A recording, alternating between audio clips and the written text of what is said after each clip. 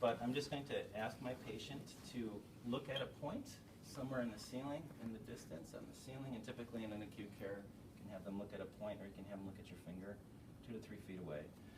And you're going to shine your pen light into the eye, and we're going to look to make sure that you've got a nice brisk pupillary constriction, okay, and that on the same side, what we call ipsilateral. Then we're going to shine that light again while looking at the other eye to make sure that that pupil also constricts at the same time. That's a consensual pupillary response. Okay, so that's your P of your Perla pupil. Are they equal in size? There are some people who have strange looking pupils, or you'll get a really sluggish response. If you're in really bad shape, you may not get any response, maybe fixed and dilated.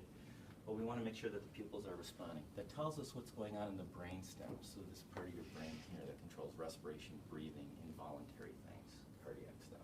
Okay. So their pupils, his pupils look equal. They were both reactive to light, so I'm going to shine in this one, check both sides, shine in this one, check both sides, because the nerves cross the brain stem. Okay. I might inspect the nerves to make sure that it doesn't look like there's anything in there that's abnormal. I would have my patient open their mouth. They can stick out their tongue. Why am I doing that? What am I looking for there? Stroke, maybe? Well, you know, I don't know if this patient has dentures. I don't know if they have any partials. If they're an older patient, I can tell from the tongue. If they're super dehydrated, you'll see furrowing of the tongue or coating of the tongue. Are they mouth breathers? A lot of us, as we age, become more mouth breathing dependent. Looking for candidiasis, anything that might be there. Dentition is going to give you an idea about their oral health, so we're checking that. Okay, so we're taking a peek in the mouth. Stick out your tongue and say ah is actually checking one of the cranial nerves, and you're going to find some strange things in stroke patients. Will stick out their tongue and half the tongue is floppy, or the uvula is cranked up to the side. You see some very bizarre things sometimes, so we're just kind of checking that. So that looks good. What am I forgetting? Anything on that? We talked about questions that you would ask. Yeah, you know, alert and oriented, person, place, time, and purpose, right? You know where you are, et cetera, and so forth. The other thing I want to add before you move on is when you're documenting, I want to talk specifically about the EHR. If you are going in and you do a head to toe, or you do an assessment on your patient and you did not use a pen light to look in their eyes, do not chart pupils are equal and reactive, because you did not do that. And most of our EHRs are charting by exception, so you can like click the within normal limits and it auto-populates a whole bunch of things below it. And then you hit enter, and now you've charted pupils equal and reactive to light. So just pay attention to the EHRs that you're using. And if you physically did not do that, do not chart that. Delete that part off of there. You can back, whatever EHR you use, you can make sure that those things don't auto-populate if you actually did not do that. Yeah, and you know, Perla actually, pupils equal and reactive is PER to light, Pearl, and then A is accommodation, which that's a whole other discussion that you'll get with the neuro assessments, focused neuro assessment. But are the pupils equal, reactive to light, Pearl? That much at least. Does everything look okay? I'm checking the ears. If people have had unwitnessed falls, sometimes you'll see what's called battle sign. It's a bruise, that bruising that you see specifically, or if they've been in an auto accident behind the ear.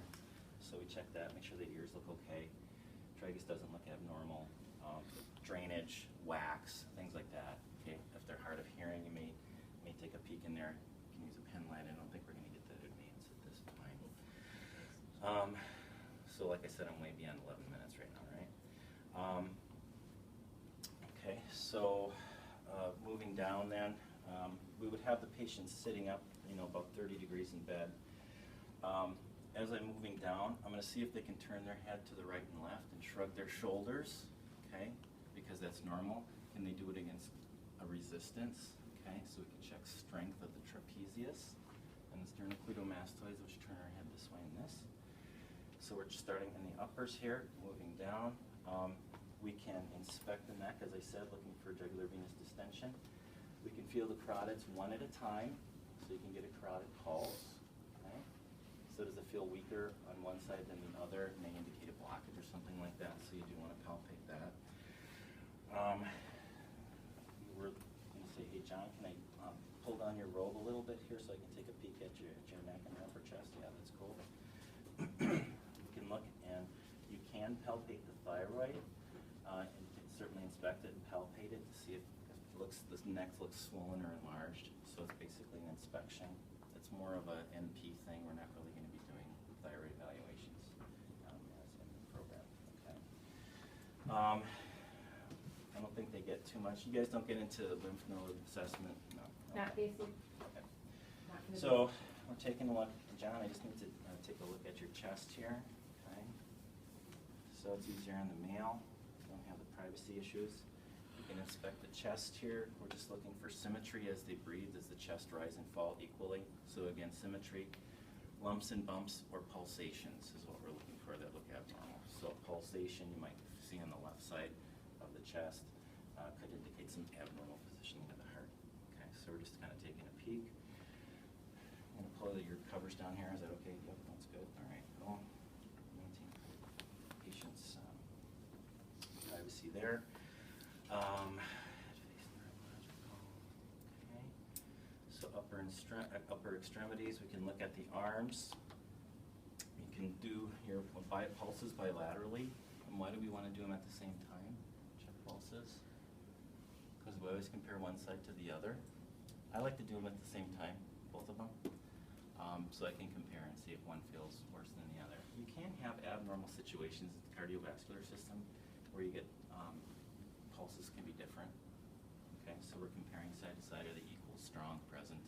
Okay, and then of course you've got your rate from your TPR.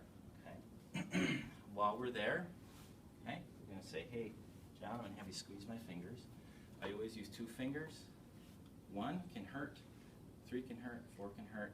2, you're pretty safe. Even with a big, strong guy, you know, you can get good grip strength. So we're going to check grip strength bilaterally. So he's got good grip strength bilaterally. I'm going to say, okay, can you bend your arm like this? He's going to bend his arm, and he's going to push against my hand. So we're going to check bicep strength. Pull this way, push this way. We're checking the uppers. Okay, we know he can shrug his shoulders. And if he's able to move his arms, his deltoids are working. So check the upper strength, and we're going to document that. If you're doing a neuroflow sheet, there's a scale you use up to +5. So a strength equal bilaterally. So that's our muscular strength. We want to check sensation. Jan, close your eyes. Tell me which hand you're touching. Lightly stroke. That's sensation. Okay. So circulation, motion, and sensation, motion. Now then we're going to check circulation. So we'll check his capillary refill. Okay. What are you going to do if somebody has nail polish on? You're going to remove it? Yeah. But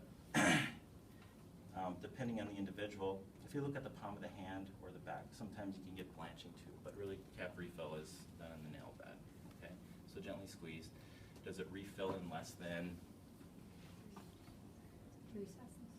3 seconds is pretty good parameter. So we check that bilaterally too. So our circulation, motion, sensation, cap refill is part of that.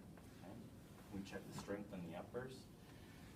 Before we move down, we've inspected the chest, right? So we know looking for any abnormal symmetry, any pulsations, lumps, bumps, bruises. We would palpate.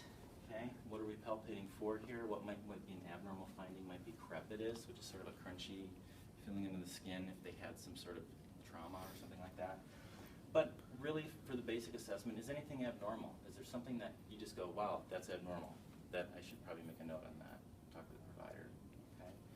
So he looks pretty equal symmetrically. I'm going to listen then to his heart. Okay. And what are the 5 points we want to listen to? Are we just going to do one or? No, they know them. They know them Okay. yesterday. Aortic pulmonary. The aortic pulmonic. Tricuspid and mitral. Okay. And what you might see in practice to save time, many people I'll see will just go in and listen to Herb's point. But if you're doing an initial assessment, you should really evaluate all 5 points. Okay. Where's the apical pulse located? The apical pulse is located down here. Okay. That's your apical, right? So you're teaching them? We didn't really teach it. Okay. We just did the 5 Okay, well they talk about the apical pulses in the 5th intercostal rib space along the clavicular midline. Okay, so it's down here. So we listen to the chest, and we're listening for a nice lub and a nice dub, 2 sounds. If you hear an extra sound, nobody expects you as a graduate to be able to diagnose an S3 or an S4 sound. You either have a normal heart sound or an abnormal heart sound, right? Yep, we Okay. practiced them yesterday. So, is that heart sound normal? Is it abnormal? Is it tachycardic? Is it bradycardic? Or is it in the normal rhythmic range, 60 to 100? Okay. So we've listened to the chest. What else are we going to listen to before we move down towards the toes? Our lungs are here. Yeah. Okay. So we're going to do our lung sounds. Again, following your schema. And what's a key point, a key concept to remember in listening to lungs? Compare side to side. So I'm going to listen here, then I'm going to compare. I'm going to listen, and then I'm going to compare. So compare side to side. Work your way down one side to the other as you go through all your different sites. And I found different books have different numbers of sites they require you to listen to, so however you guys are doing it. But comparing side to side is always good. So is it clear, or do I hear crackles, or wheezes, or bronchi, or anything like that? Or I don't know what I hear, but I know it's not normal. And that's really what you guys need to know. Oh, geez, this doesn't sound right. Well, that sounds weird. Oh yeah, it doesn't sound like me. Yeah, I haven't done that. So you have to get used to your stethoscope and really trust yourself. You know, get comfortable in your skills. So as you guys have time today, really do practice on each other. Another key concept: do we listen over the gown or under the gown? Always, always, always under the gown. So we have to listen. Skin and stethoscope touching. Okay. Pulses. It's okay. Let's just talk about subjective stuff before he moves on to the Yeah. next. You're on cardiac and respiratory. What are some subjective stuff you have to ask the patient? So what did I tell you? If you don't ask them, they're not going to tell you. So what are some cardiac questions you might ask? Family history. This is your basic shift assessment. So you're going in and you're collecting your shift assessment. They've probably already had their full admission. That would be during a complete health history Okay. that we did the other day. So you're going in right out. You have 5 patients and you need to do a head to toe on every one of them. Okay. So you're on the cardiac. What are you going to ask them? Chest pain, Shortness of breath, difficulty breathing. difficulty breathing. Have you had any cough? And if they say yes, I had a cough, then where do you go? What do you ask them? Well, have you noticed any like sputum or Are you discharge? breaking Yeah. anything up with it? What color is it? Is it thick? Is it thin? Is it, so you go to the questions where you need to go based on the patient. Remember I told you, if you don't ask them anything, they're not going to tell you. You have to ask them questions on each system that you're on. So we did that for neuro, we did that for cardiac. Very true. We just did it for respiratory, and then we'll pause after he does the next system and talk about what we And asked. I want to go back, because one thing, what did I forget at the beginning? What's the 5th vital sign that I forgot to ask you? Pain. Are you having any pain? That's part of our general survey. I roll that in. You know, how are you doing today? Are you having any pain? How are you doing today? Kind of covers the general, you know, data extraction, open-ended question, right? How are you doing? Asking if you have chest pain, important, and cough, and that sort of thing. Again, very good.